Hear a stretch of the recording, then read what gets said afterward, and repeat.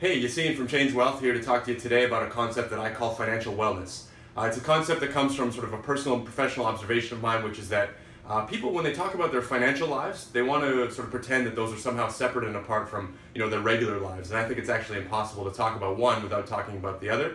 We can look at a simple illustration here to see why that's sort of the case graphically, or we can look at, some various examples to make it kind of real for us. So on the one hand, we earn money by investing our time and energy, right? So we have jobs, we trade our time and energy in order to earn money.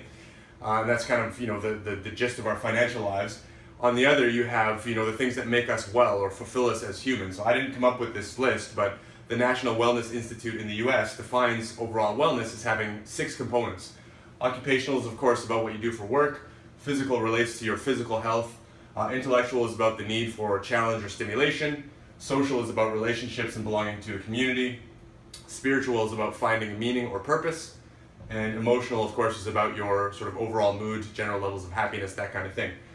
So if we look at any of those areas, I think pretty quickly you realize to improve your well-being in any one of those areas, you're going to need to have the time and energy to invest in doing so. So take, for example, somebody who knows that they need to be more physically active, for example, and maybe that means getting to the gym more often. Of course, getting to the gym more often requires, at a minimum, the time and energy to do so. Similar story if we look at somebody who wants to improve their relationships. Maybe that's going to, for them, mean that they need to have more time and energy to invest in spending with family, friends, what have you. And I think a similar case could be made if you looked at what would allow you or anybody to improve their well-being in any one of those areas. We're going to need to have the time and energy to invest in those things. So stepping back to our consumer lives, what this really means is that if we're trading our time and energy for things that we want to buy or spend money on, then inherently we're basically allocating some of those hours away from other areas that might otherwise bring us greater fulfillment or greater well-being. So take, for example, let's say I go out and I make a consumer purchase and I buy a fancy watch because I like the look of the watch. I have $1,000 in my bank account. It wasn't earmarked for anything else. I go and I buy the watch. It might seem like all I've done is traded these dollars that I wasn't otherwise planning on spending elsewhere for the watch. But indirectly what I've done is I have traded some of that time and energy that I used to earn that money to buy that watch, which is fine and may not be a big deal in the case of the one transaction, but overall, if we take that type of consumer behavior and we sort of extend it to our overall standard of living or our lifestyle, we are really, inherently making a trade between that lifestyle and some of the things we might otherwise spend our time and energy on. So to make it a little bit more real, consider the example of somebody who consumes, at a level, say, take the fancy watch, for example, and somebody's leading that sort of a lifestyle where they're consuming and spending all of their money on maintaining a particular standard of living. Maybe the job that enables them to consume in this way takes, when you factor in commuting time spent answering emails in the evening, that kind of thing, maybe it takes 50, 60, 70 hours in a week. And that job and that level of investment in that job, I guess, is necessary to support the standard of living.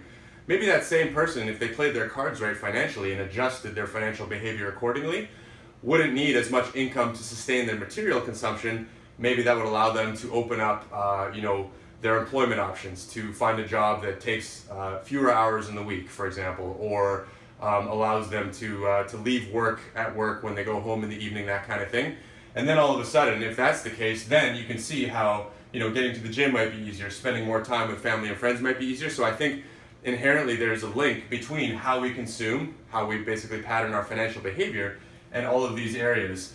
And whether or not the example of consuming, buying the watch, buying the fancy things is applicable to you, I think even people who are living within their means might find some value in acknowledging this concept, because maybe playing your cards right financially might allow you to take more time off in a year, or take a year off in the middle of your career to go travel the world if that's important to you, or retire earlier. All of these things are potentially on the table if you play your cards right financially to support whatever the particular objective may be, right?